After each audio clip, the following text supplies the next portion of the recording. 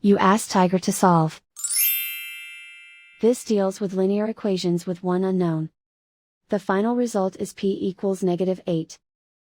Let's solve it step by step. Simplify the expression. Expand the parentheses.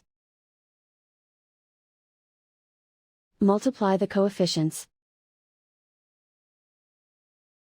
Simplify the arithmetic.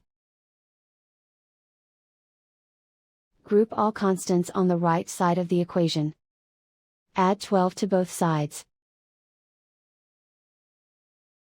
Simplify the arithmetic.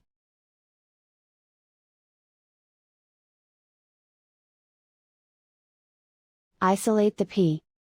Divide both sides by 12. Simplify the fraction. Find the greatest common factor of the numerator and denominator. Factor out and cancel the greatest common factor. And so the final result is p equals -8.